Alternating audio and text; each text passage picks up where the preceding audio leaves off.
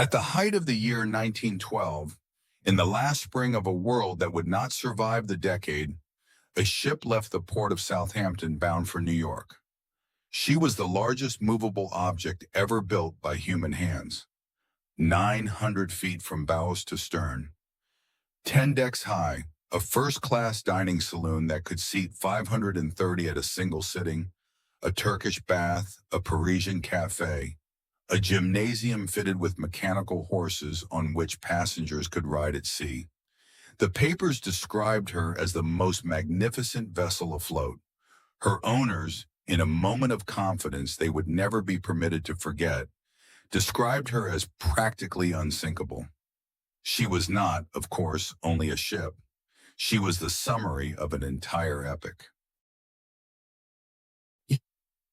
The Titanic sailed under a British flag, but she carried in her first-class cabins the peculiar and consolidated wealth of a specific American generation, the generation that had built its fortunes in furs, in copper, in dry goods, in railroads, in retail, the generation that had turned the raw material of a young republic into palaces on Fifth Avenue and cottages, so-called, in Newport, the generation that had, by the second decade of the new century, arrived at a moment of complete self-satisfaction. Their sons went to Harvard. Their daughters married English lords. They collected paintings and books and occasionally one another's wives. And in April of 1912, several dozen of them boarded a ship together to sail home from a European winter. 4 days into her maiden voyage, at 20 minutes to midnight on a Sunday, in water that was 31 degrees Fahrenheit and calm as glass, she struck an iceberg. 2 hours and 40 minutes later, she was gone. She took with her about 1,500 people. Some of those people were coal trimmers and stokers who had never had the money to see the upper decks. Some were emigrants in steerage, traveling to America to find work in Pittsburgh, in Chicago, in the mills of New England. And some were the men and women whose names, at that particular moment in American history, had come to stand for money itself, for the very idea of what it meant to be rich. This is the story of 4 of those fortunes. Colonel John Jacob Astor IV, at 47 the richest man aboard, traveling with his 18-year-old bride, who was 5 months pregnant. Benjamin Guggenheim, one of 7 brothers who had turned Swiss immigration into an American mining empire, traveling with his French mistress and his valet.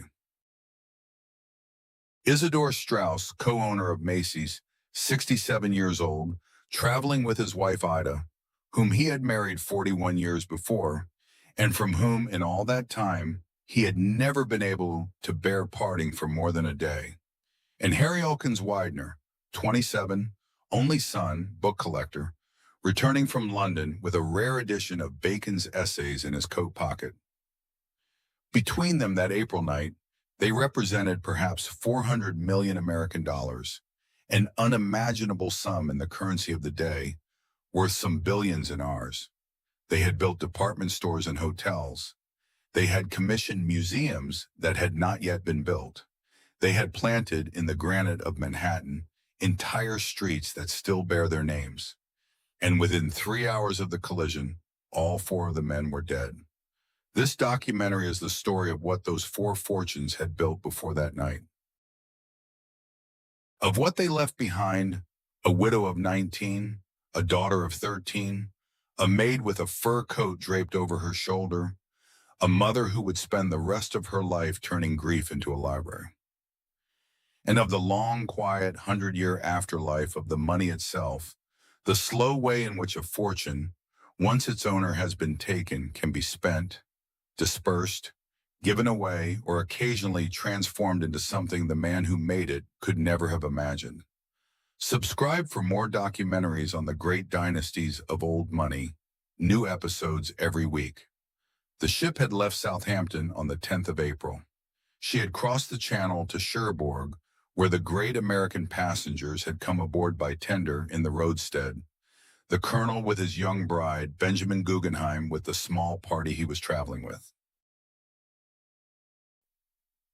She had then crossed to Queenstown in the south of Ireland and taken on the last of her mail and the last of her third-class passengers, most of them going, as third-class passengers to America had gone for a generation, in the direction of a job. She had then turned west into the open ocean. For 3 days she had run through calm seas and clear skies. The band had played twice at every meal in the first-class dining saloon. The Turkish bath had been fully booked. In the reading room in the afternoons, the ladies had written letters home, and the gentlemen had discussed the state of the international money markets, and the shipping intelligence had reported from time to time the presence of ice further north than usual for the season. The night when it came was clear and windless. There was no moon. The band was playing in the first-class lounge, light selections mostly, Viennese waltzes, and the occasional ragtime piece. In one of the parlor suites on B deck, Benjamin Guggenheim had gone to bed early with his valet next door.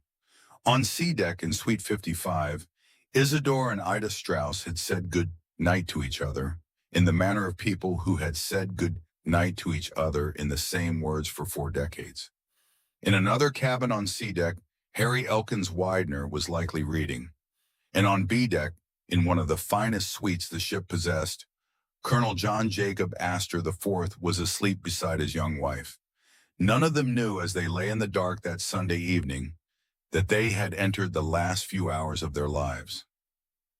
And none of them knew that the story of the money they represented, money that had, in most cases, taken 3 generations to accumulate, was about to change forever.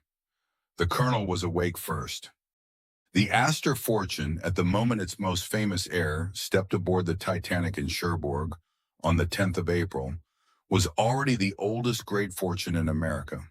It had been built brick by brick and pelt by pelt by a young man from the German village of Waldorf who had arrived in Baltimore in 1784 with almost nothing. His name was Johann Jacob Astor. In America, he became John Jacob. He began as a clerk in a fur shop. Within a decade, he owned the fur shop. Within 2 decades, he had extended his operations across the Great Lakes, up the Missouri, out into the Pacific Northwest, and in the direction, briefly, of China. By the 1840s, he had done what almost no man of his generation had done. He had converted the primary wealth of the fur trade into the secondary and far more durable wealth of Manhattan real estate. He bought land north of the built-up city and waited. The city moved north to meet him. When he died in 1848, he was, by most estimates, the richest man in America. The fortune passed through his son to his grandson to his great-grandson, and it was the great-grandson, born at the family country estate of Ferncliff on the 13th of July, 1864, who boarded the Titanic. He was called Jack, at least in private. In print, he was Colonel Astor, or Colonel John Jacob Astor IV, and by the beginning of the new century, he was one of the most photographed men in the United States. Everything about him, in retrospect, has the quality of a life composed for someone else's biography. He attended St. Paul's School. He went on to Harvard, though, characteristically, he left without taking a degree. He inherited the family estates in the Hudson Valley, the townhouse on Fifth Avenue, the Beechwood Cottage in Newport, a fortune already valued in the tens of millions. He wrote a science fiction novel published in 1894 called A Journey in Other Worlds, in which the inhabitants of the year 2000 travel between Jupiter and Saturn by means of an anti-gravitational device. He invented a bicycle brake. He invented a turbine engine. He financed, out of his own pocket during the Spanish-American War, a volunteer artillery unit that came to be known as the Astor Battery, and he served with distinction on the staff of Major General Shafter in the Cuban campaign. When he returned from Cuba, he was given the honorary rank of colonel, and he kept the title for the rest of his life. But it was for something else entirely that he was famous. He was famous for having built, at the corner of 34th Street and Fifth Avenue, the hotel that would define modern American luxury, the Astoria, opened in 1897, which stood alongside the older Waldorf built by his cousin and was joined to it so that the two hotels together became the Waldorf Astoria. He built the St. Regis, which many observers of the day considered his greatest achievement. He built the Knickerbocker. He rebuilt entire blocks of Times Square. If any single man could be said to have been the landlord of Edwardian New York, it was Colonel Astor. He had married in the spring of 1891 a woman from Philadelphia named Ava Lowell Willing. She was considered one of the great beauties of her generation. They had two children, a son, William Vincent, born the same year as the marriage, and a daughter, Ava Alice Muriel, born in 1899. The marriage from an early date was not happy. Ava did not particularly like Colonel Astor, and she made no serious effort to conceal this. She spent much of her time in England. In 1909, they divorced in a proceeding conducted with the maximum possible discretion and the minimum possible success at avoiding the newspapers. The Astor divorce was the first great society scandal of the new century in New York. It was not, however, to be the last. 2 years later, at the age of 47, Colonel Astor announced his engagement to a girl of 18. Her name was Madeline Talmadge Force. She was the daughter of a Brooklyn shipping merchant, well brought up but not, by the standards of the 400, socially prominent. She was a year younger than the colonel's own son. The announcement, when it reached the press in August of 1911, was received with a fascination that bordered on the vindictive. The Cincinnati Enquirer called it a romance of wicked lust.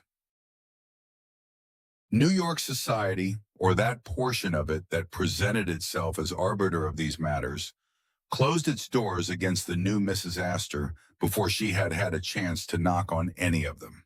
The couple's own minister declined to perform the ceremony. Every clergyman in Newport and most of the clergymen in New York followed suit. The colonel finally found a congregational pastor in Providence, Rhode Island, an elderly man who was, so the rumors had it, paid a fee of $1,000, and the wedding took place in the drawing room of Beechwood on the 7th of September, 1911. The bride and groom sailed almost immediately for Europe. The plan was to remain abroad for a year until the scandal had cooled. They spent the winter in Egypt. They spent the spring in Paris. And in the early weeks of 1912, Madeline Astor discovered that she was pregnant. The child changed everything. Colonel Astor was determined that his son, or daughter, be born on American soil. He booked passage back to New York on the newest and most luxurious vessel then afloat. On the 10th of April, 1912, the colonel, his wife, her maid Rosalie Bedois, her private nurse Miss Andres, his valet Victor Robbins, and his pet Airedale Terrier Kitty boarded the tender in Cherbourg Harbor and were rowed out to the Titanic. She was riding at anchor in the roadstead, too large to enter port. They occupied one of the parlor suites on B deck. Madeline was 5 months pregnant. She was 19 years old. Colonel Astor was 47 and the richest passenger on the ship. 4 days later, at 20 minutes to midnight on the 14th of April, the colonel was awakened by a sensation he later described to those around him as a slight tremor, no more than that. He rose, dressed, and went out to investigate. He returned within minutes. The ship, he told his wife, had struck ice. It did not appear to be serious, but he helped her strap on a life jacket, and he suggested that they go up to the boat deck to see for themselves. They went. It was cold on deck, colder than either of them had expected. Steam was hissing from the funnels overhead, some pressure being released, though neither of them quite understood why. They walked. At one point they retired to the gymnasium, which was warm, and sat side by side on the mechanical horses. Colonel Astor, curious as ever, found an unused lifebelt lying on a bench, took out his penknife, and cut open the lining to see what was inside. It was cork. When they returned to the boat deck, the lifeboats were being loaded. The colonel encountered a third-class woman, a Mrs. Axe, holding an infant against the cold. Madeline took off her own fur shawl and wrapped it around the child. It was a small kindness, and it was later remembered by Mrs. Axe for the rest of her life. It was after 1 o'clock in the morning when lifeboat number 4 was finally lowered from the boat deck down to the promenade deck below in order to be loaded through the promenade window. Madeline, her nurse, and her maid were helped up onto the sill and helped through the opening and helped down into the boat. Colonel Astor stood at the window on the opposite side. When the last of the women was in, he asked the second officer, Charles Lightoller, whether he might accompany his wife, given her delicate condition. "No, sir," Lightoller replied. "No man is allowed on this boat, or any of the boats, until the ladies are off." The colonel accepted this without argument. He asked the officer only for the number of the boat, so that he might find his wife later. Lightoller told him, "Lifeboat 4." The colonel kissed his wife through the window. He told her that he would see her in the morning. The lifeboat was lowered away. He was last seen some minutes later, standing on the boat deck with 2 other men, John B. Thayer of the Pennsylvania Railroad and Arthur Ryerson. Some accounts have him waving as the boats pulled away.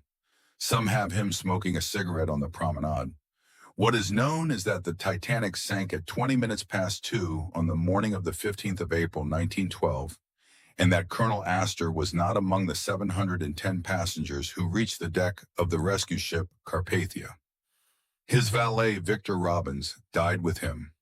So did the Airedale Kitty.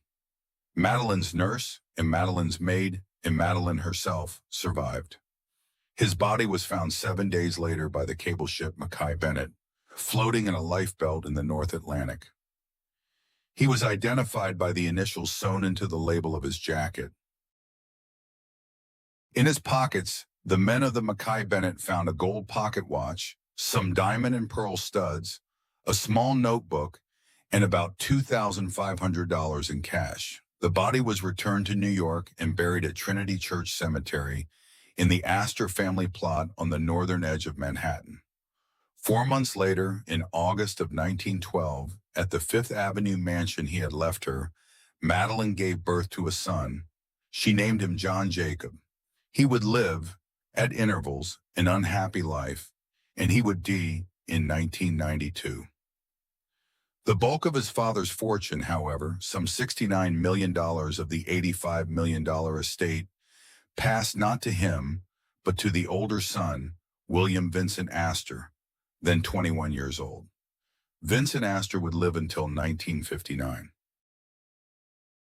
He would sell most of the great Astor properties in Manhattan, and at his death would leave the residue of the fortune to a charitable foundation bearing his family's name.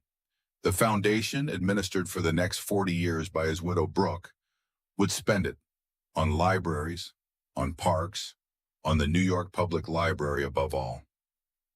By the beginning of the 21st century, of all the money that had been carried aboard the Titanic in the person of Colonel John Jacob Astor IV, almost nothing remained in the hands of the family.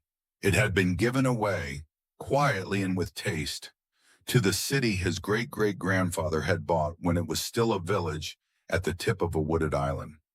Madeline herself did not remain a widow for long. In 1916, she married a childhood friend named William Carl Dick, and, in doing so, forfeited under the terms of her first husband's will the use of the Fifth Avenue mansion and the trust fund of $5 million. She had 2 more sons.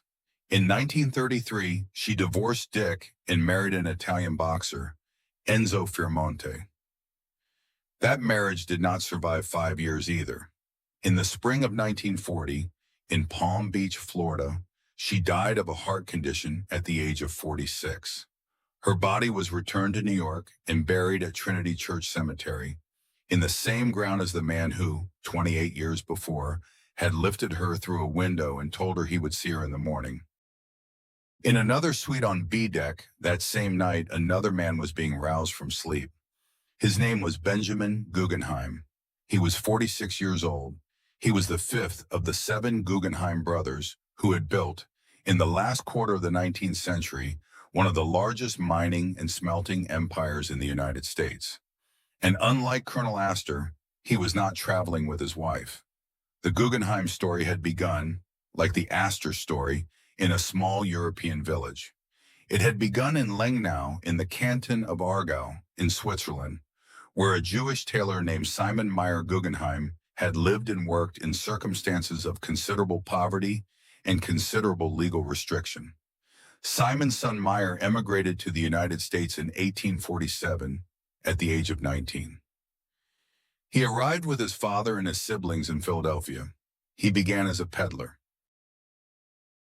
He walked the coal mining towns of Pennsylvania with a pack on his back, selling stove polish and shoelaces and later coffee essence he made himself in a back room. Within 20 years, he had a modest business. Within 30 years, having invested in 2 failing silver mines in Colorado, he had a considerable one. By the 1890s, having consolidated the mines and, more importantly, having built the smelters that processed the ore, Meyer Guggenheim had made his sons. There were 7 of them who survived to adulthood, the effective controllers of the American non-ferrous metals industry. Copper, silver, lead. The Guggenheims mined it, and the Guggenheims refined it, and through the American Smelting and Refining Company, the Guggenheims sold it. They were, by the turn of the century, richer than they knew how to count. Benjamin was the 5th son. He was born in Philadelphia on the 26th of October, 1865. He was educated briefly at Columbia College. He was the first Guggenheim to attend a university, but he found the university tedious and left after 2 years. He entered the family business. He was, by all accounts, competent, though not brilliant. His brothers described him with a certain wary affection. He was the one who took the least interest in the accounts. He was the one who spent, when he was in Europe, more than any of the others. In 1894, he married Florette Seligman, the daughter of the banker James Seligman. It was, on paper, a considered alliance between 2 of the great German Jewish families of New York. In practice, it was a marriage of 2 people who did not particularly enjoy one another's company and who, within a few years, had ceased to try. They had 3 daughters. Benita, the eldest, was born in 1895. Marguerite, called Peggy, was born in 1898. Hazel, the youngest, was born in 1903. Benjamin was fond of the girls in the distracted way of a father who was frequently absent. He spent long stretches abroad. He kept an apartment in Paris. And it was in Paris, sometime in the middle years of the new century, that he began a relationship with a French cabaret singer called Léontine Aubert. She was young, 21 years younger than he was, and vivacious, and he called her Nanette, and he installed her in a set of rooms across the river from his own. In 1910, he did something that surprised his brothers. He walked away from the family business.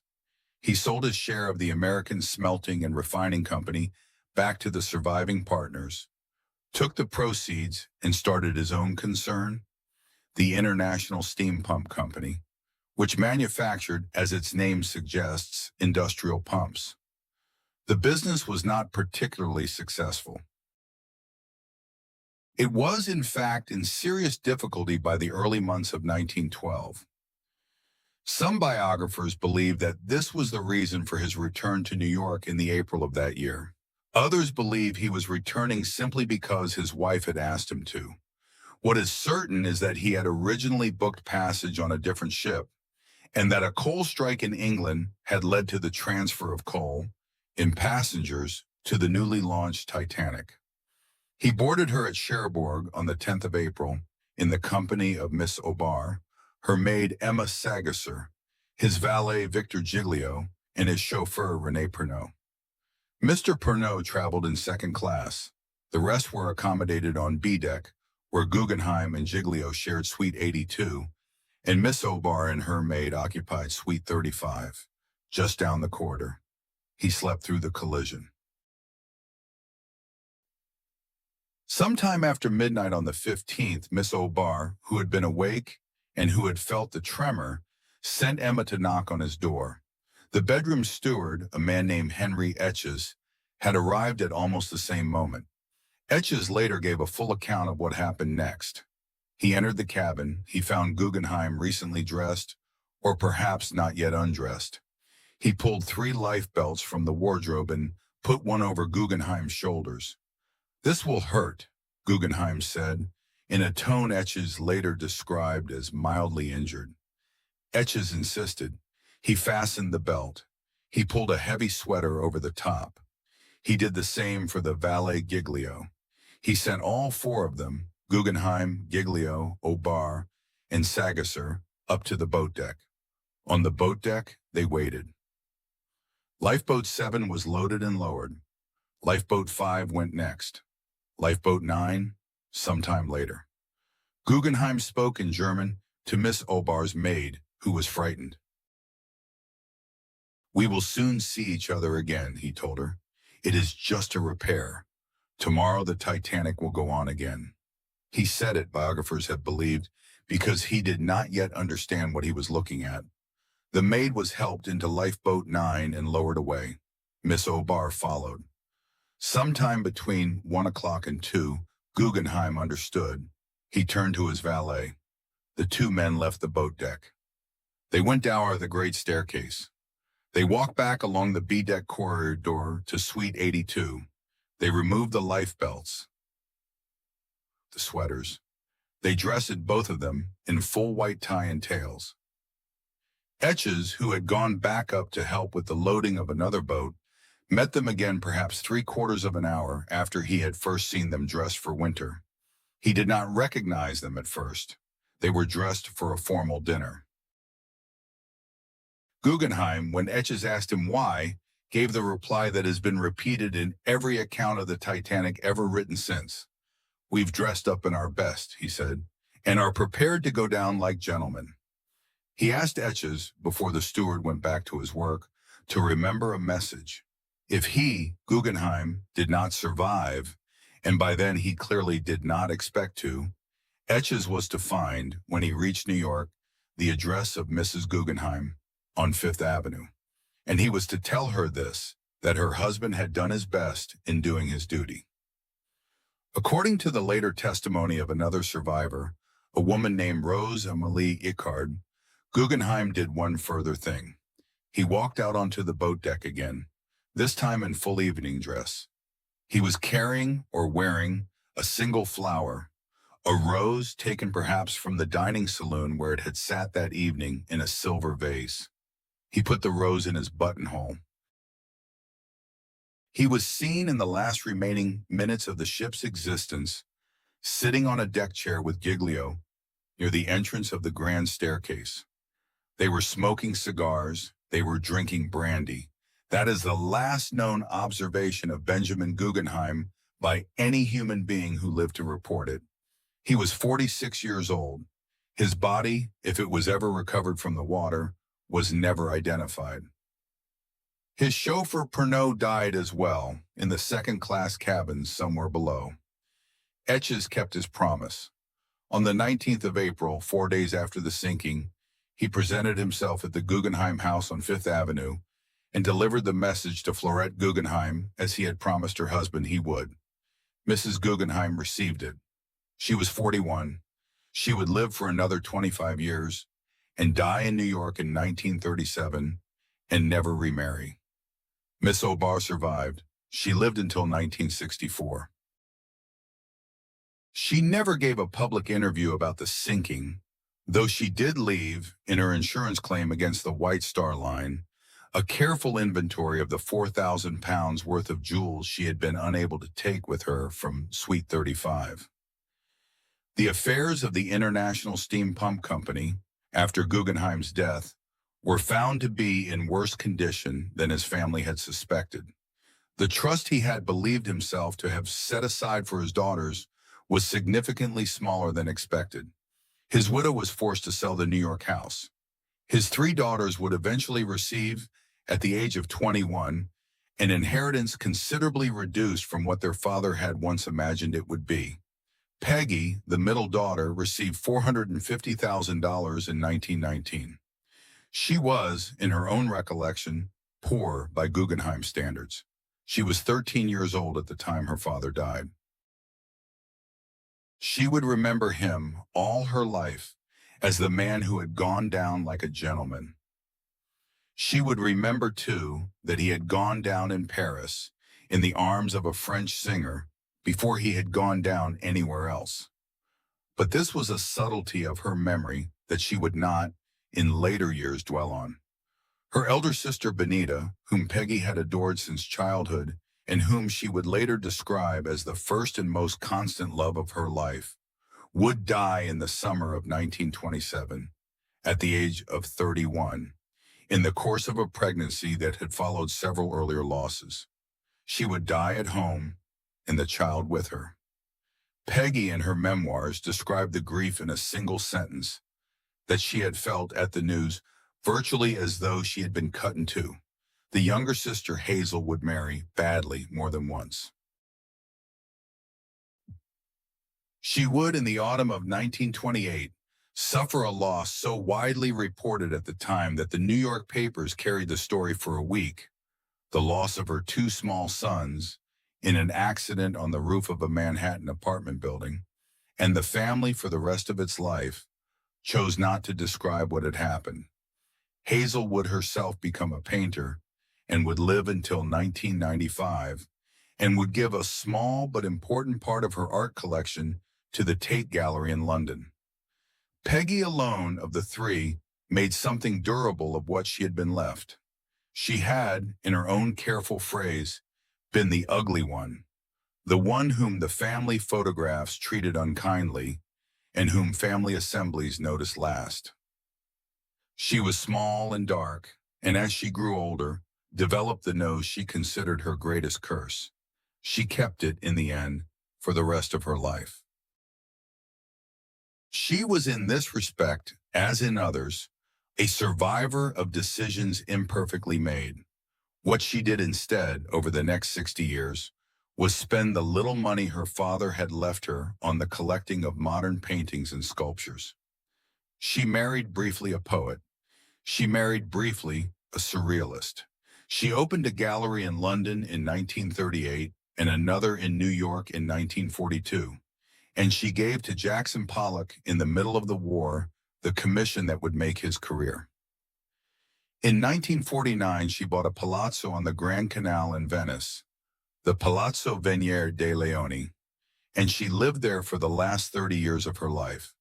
When she died in December of 1979, at the age of 81, she left the palazzo and the 300 paintings and sculptures inside it to the foundation established by her Uncle Solomon, whose museum on Fifth Avenue in New York bore and still bears the family name. Her father's fortune, in other words, the part of the Guggenheim fortune that had gone down with the Titanic, had become, 60 years later, one of the two greatest collections of modern art in the Western world. He had been buried at sea in a rented tuxedo. She was buried, in Venice, in a garden. Beside her, in the same corner of the same garden, lie the ashes of 14 small dogs to whom she had, in her later years, given the names of her closest friends. In another cabin on sea deck, on the port side of the ship, an elderly couple were standing together by the window. They had been married on the 12th of July, 1871. In the 4 decades since, they had been apart, all told, perhaps 100 nights. When Isidor had been forced to travel, as a congressman, or as the co-owner of a department store, or on business in London or Berlin, they had exchanged letters daily. It was a habit noted by everyone who knew them. They wrote to one another about the weather, about the children, about what the family cook had prepared for supper, about small hurts and small tendernesses. They wrote as though the letters were themselves the marriage, and the physical marriage merely the space between them. His name was Isidor Straus. He had been born on the 6th of February, 1845, in the small town of Otterberg in the Bavarian Palatinate. His father Lazarus was a shopkeeper, and in 1852, following disturbances in the German states and an increasing suspicion that a Jewish family had no future there, Lazarus emigrated alone to the United States to establish a footing. 2 years later, in 1854, when Isidore was 9, the rest of the family joined him. They settled in a town called Talbotton, in the state of Georgia, where Lazarus had opened a small dry goods store.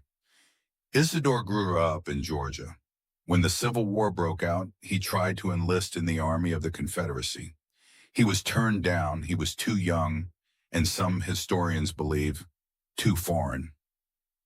He spent the war years instead working on behalf of the Confederate government in England, buying supplies and running blockades and returning when he could to his mother and his brothers. When the war ended and the family's southern business had been ruined by the collapse of the Confederate currency, the Strauses moved north. They settled in New York.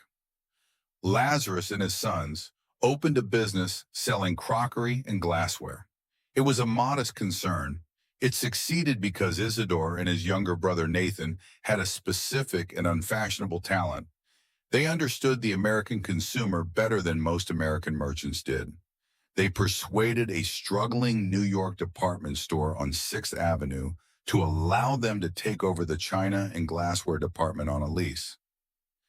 That department, within a decade, was one of the most profitable in the store. In 1888, the brothers became partners in the business. In 1896, they bought it outright. The store was called R.H. Macy and Company.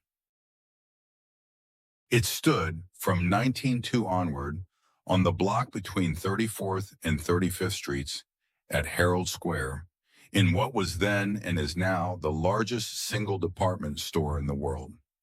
Isidor Straus was, by the last years of the century, one of the great merchants of America. He served for a little over a year as a Democratic member of the House of Representatives from New York, from January of 1894 to March of 1895. He advised at various points 3 American presidents on matters of trade and finance. He served on the boards of banks. He gave, quietly and without publicity, considerable sums to Jewish charities in New York and in Palestine. He was, by every measure the era knew how to apply, an eminent and public man.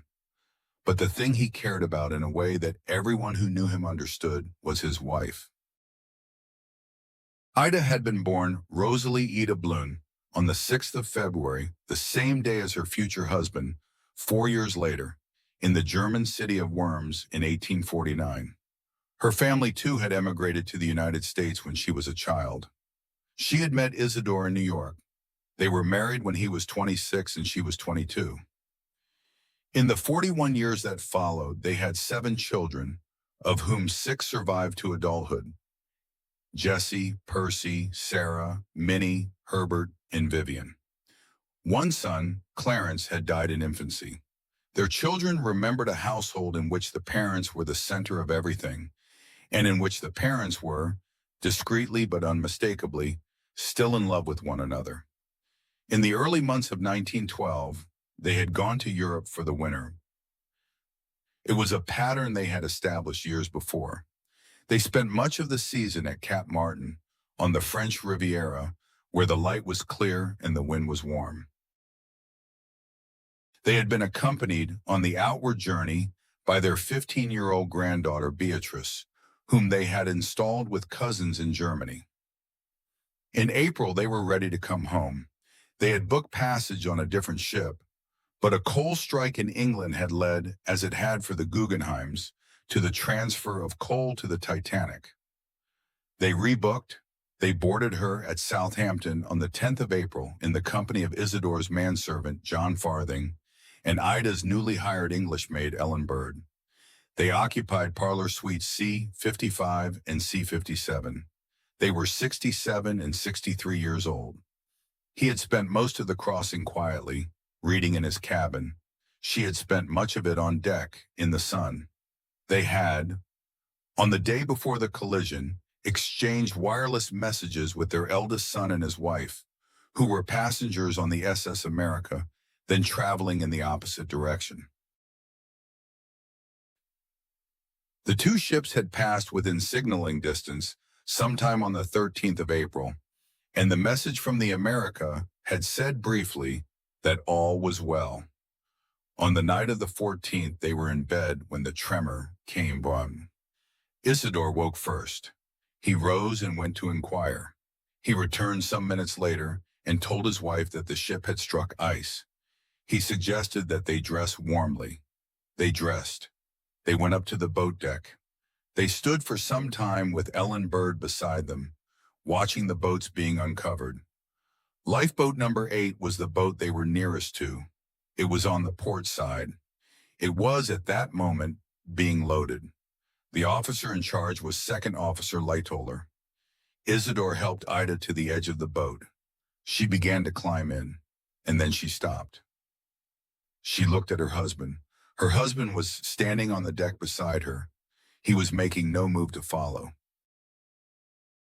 It had already been established on the port side of the ship that the rule was strict: women and children first. No men allowed. Ida climbed back out of the lifeboat.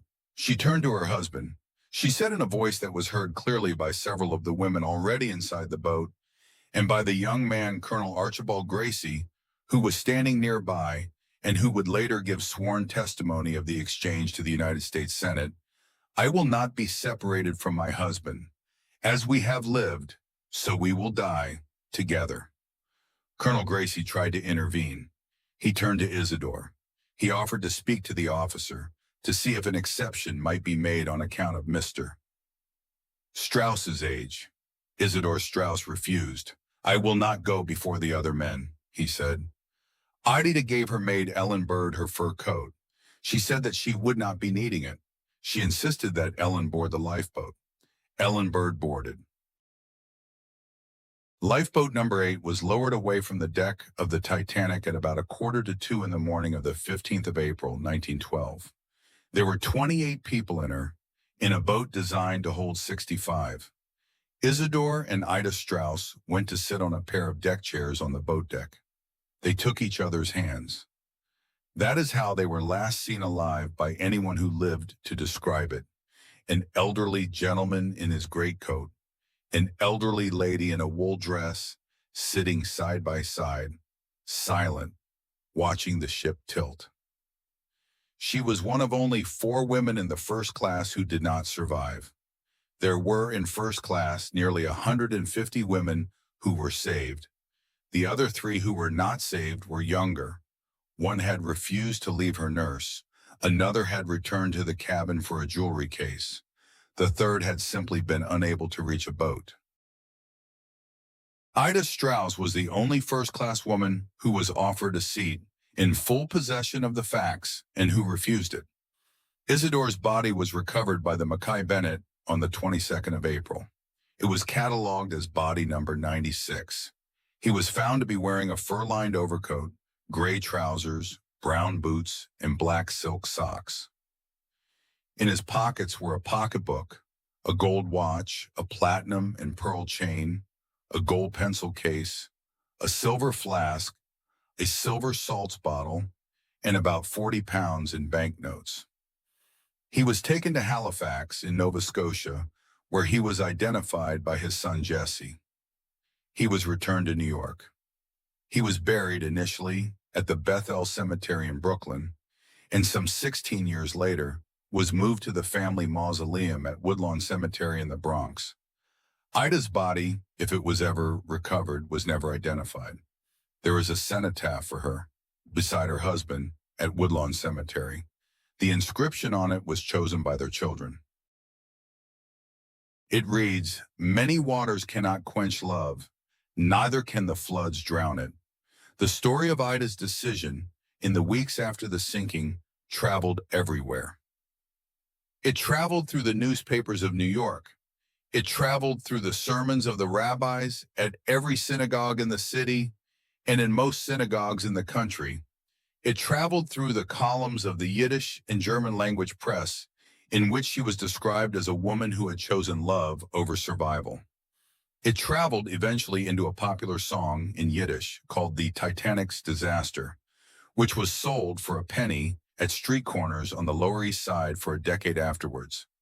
40,000 people attended the memorial service for Isidor and Ida Straus at Carnegie Hall in New York some weeks later. Not all of them could get inside. The overflow filled the streets around the hall and stood in the light spring rain of a New York May for the length of the service.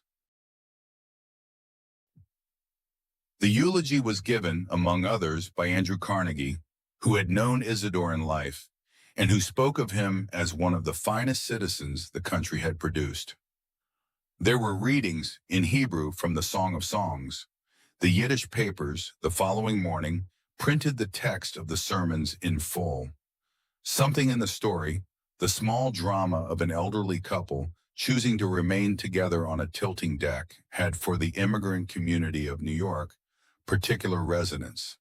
It was, in a way, an image the community understood, the loyalty of a marriage, held even against the weight of an ocean. The store the Strauses had built together did not falter after their deaths.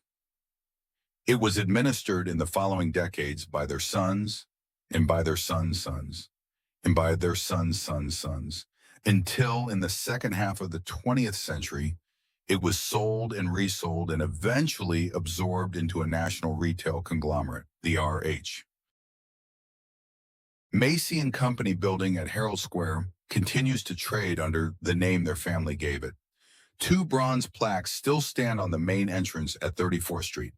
One commemorates the employees of Macy's who were lost in the First World War. The other commemorates the founders, Isidor and Ida Straus, who, in the words engraved into the metal, gave their lives together in the sinking of the Titanic, in the belief that the pattern of a marriage should not be broken by the accident of a shipwreck. There is a small park 6 blocks north of the store at the intersection of Broadway and West End Avenue. It contains a bronze figure of a reclining woman, cast in 1815, in a fountain and a bed of daffodils that bloom in April. It is called Straus Park. It is one of the smallest public parks in Manhattan.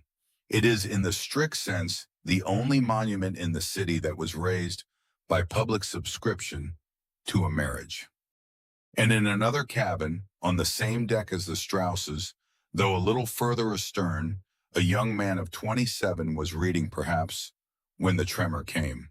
His name was Harry Elkins Widener. He was traveling with his father, George, and his mother, Eleanor. They had spent 5 weeks in London. Harry had been buying books. He had been born in Philadelphia on the 3rd of January, 1885, into one of the most complicated fortunes of the American Gilded Age. His paternal grandfather, Peter A.B. Widener had begun life as a butcher's assistant, had made his first money supplying meat to the Union Army during the Civil War, and had ended it as the majority owner of the Philadelphia Street Railway System, of the Tobacco Trust, of the United States Steel Corporation in its early years, and of one of the largest private collections of European paintings assembled by any American of his generation. Harry's maternal grandfather, William Elkins, had been a partner in most of these ventures. The 2 families had married their children to one another, and the 2 fortunes had, in the course of a generation, become effectively a single fortune. Harry was the eldest son of the eldest son. He attended the Hill School in Pottstown, Pennsylvania. He entered Harvard College in the autumn of 1903 and graduated in the class of 1907. It was at Harvard, in the second year of his studies, that he discovered, through a piece of research he was doing for a hasty pudding theatrical, for which he needed to know how English gentlemen had dressed in the 1790s, that there existed such a thing as a first edition. Once he had learned this, he could not unlearn it. He began collecting books. He collected them with the specific, patient, obsessive attention of a young man who had recognized, in the material world of the antique book, an object that satisfied him. He collected first editions of Charles Dickens. He collected the drawings and color plates of the brothers Cruikshank. He collected Robert Louis Stevenson. He collected Thackeray and the Brontes and Shakespeare. One of his mother's gifts to him on his 19th birthday had been the first 4 folios of Shakespeare, a purchase for which she is said to have paid rather more than $18,000. He collected manuscripts. He collected letters. He preferred books that could be traced to a particular owner or that had been inscribed by their authors to a particular friend, because he believed, in a way that many book collectors have believed, that the value of an object lies at least partly in the history of its custody, in the record of hands that had held it before his. By the age of 25, he was a member of the Grolier Club in New York and of the Bibliophile Society in Boston.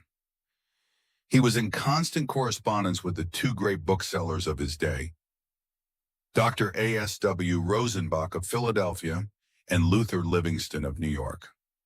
He had, by the time he boarded the Titanic in the spring of 1912, assembled a private library of some 3,000 volumes.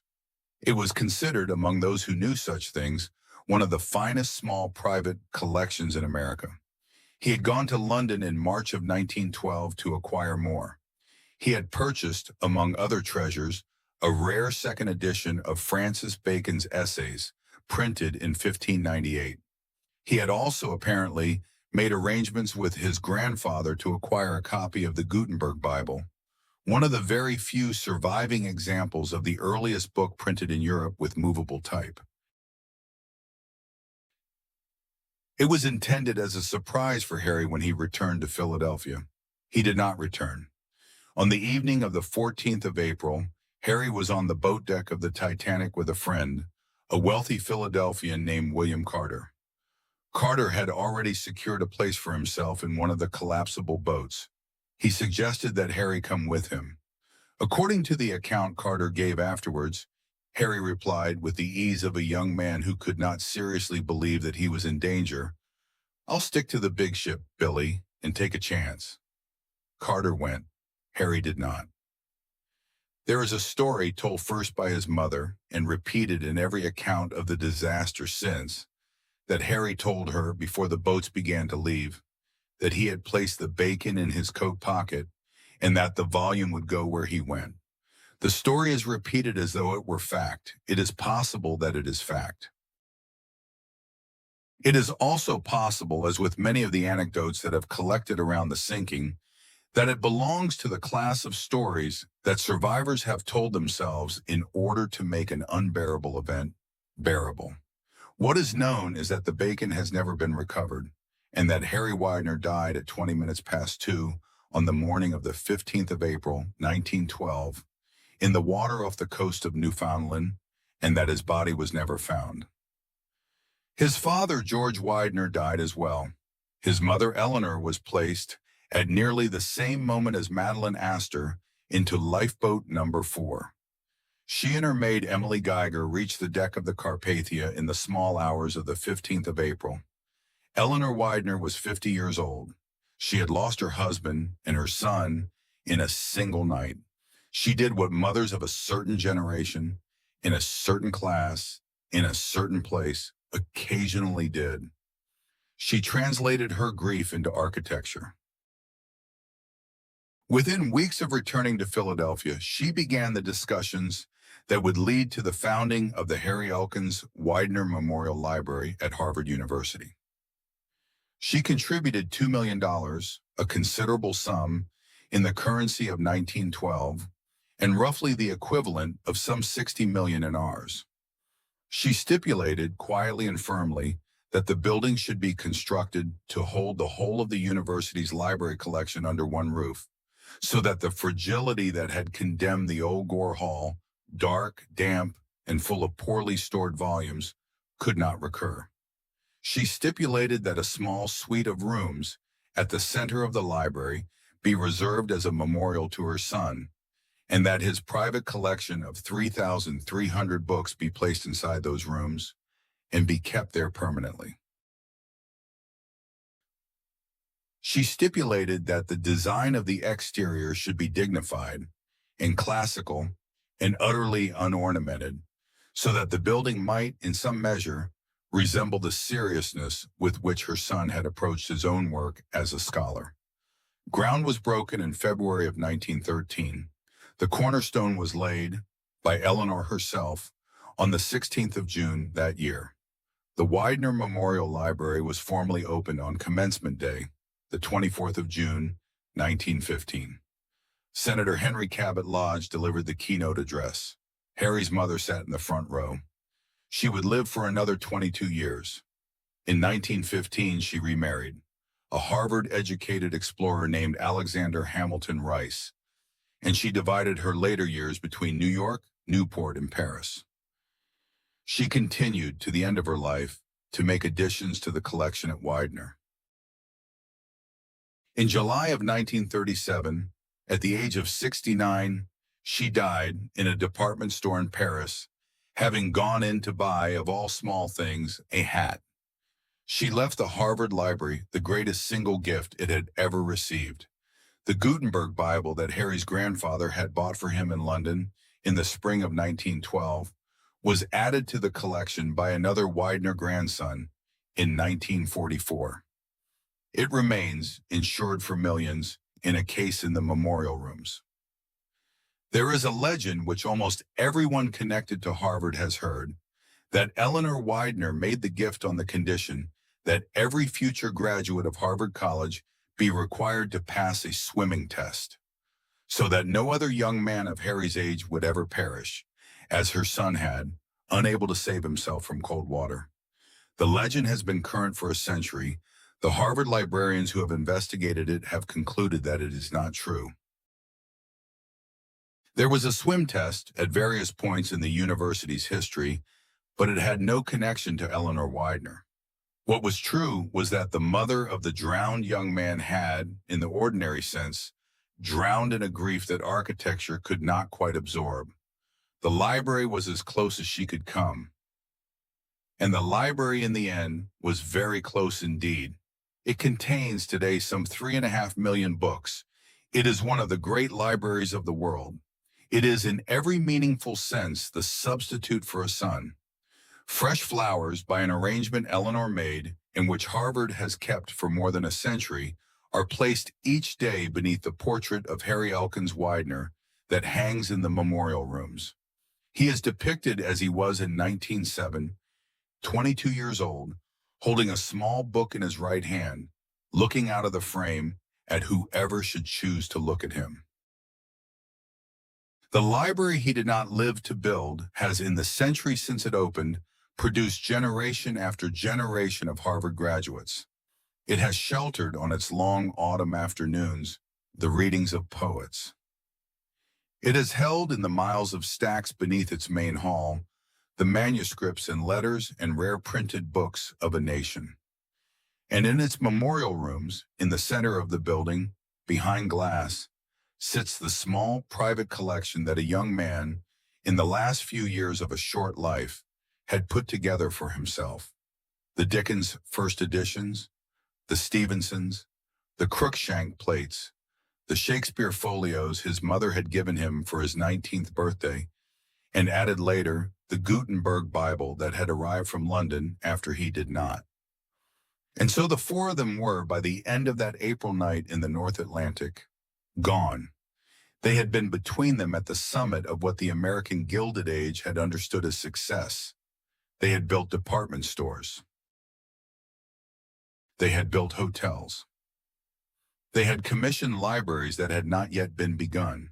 They had assembled collections of books and paintings. They had married for love and married for money and married for scandal. And, in the case of one of them, they had insisted on dying beside the person they had married. Their fortunes on the 10th of April were among the largest private fortunes in the United States. On the 15th of April, they were, in the strict sense, ownerless. The fortunes did not remain ownerless. They passed, in the course of the following century, into other hands, in other institutions, in other purposes than the ones for which they had originally been made. Colonel Astor's fortune was divided at his death between his son by his first marriage and his young widow. Vincent Astor, at the moment of his own death in 1959, left the residue to a charitable foundation named for his family. The foundation, over the next 40 years, first under Vincent's third wife, Brooke, distributed it in the form of grants to the New York Public Library, to the great parks of the city, to museums, to schools, to hospitals. By the beginning of the 21st century, the Astor money had, in effect, been dissolved into the civic institutions of New York. The family name was carved into the marble of dozens of buildings. The family itself was no longer particularly rich. Benjamin Guggenheim's fortune, which had been in trouble even before he sailed, was in worse trouble after his death. His widow lived on a much reduced scale. His three daughters received, at their majority, more modest inheritances than any of them had been raised to expect. And his middle daughter, Peggy, the plain-looking, awkward, sharp-tongued girl of 13 who had lost her father on the Titanic, took her modest inheritance to Europe and spent it, over half a century, buying paintings by men whose names, at the time she bought them, no one had heard. When she died in Venice in 1979, she left, in a palazzo on the Grand Canal, one of the two greatest collections of Cubist, Surrealist, and abstract expressionist art in the world. Isidor Straus's fortune, which was considerable but not gigantic, passed to his 6 surviving children. The department store continued. The Straus family remained for 3 more generations associated with it. The Manhattan Mansion at Broadway and 55th Street was demolished a few years after the sinking, and an apartment building was raised on the plot. The small park at Broadway and West End Avenue and the bronze plaque at Herald Square remain. So does the name of the store. Harry Elkins Widener's fortune, since he had made no fortune of his own, was in the strict sense his family's own, the transit and tobacco fortune of the 2 Philadelphia grandfathers. Most of it stayed in the family, and most of it, over the generations, was quietly spent.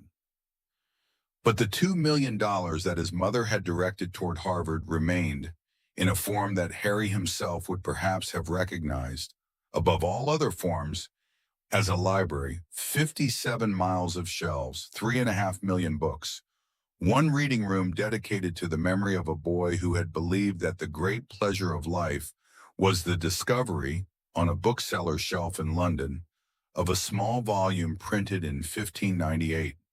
Some sinkings. This is the paradox that the story of the Titanic has left behind it, are less like drownings than like plantings. The seed is sunk beneath the water. What comes up in the course of the following century is not the same thing that was sunk.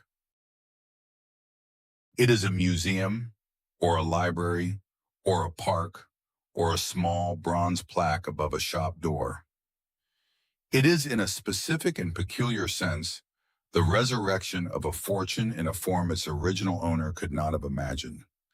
The Titanic itself lies at the bottom of the North Atlantic, some 12,500 feet below the surface.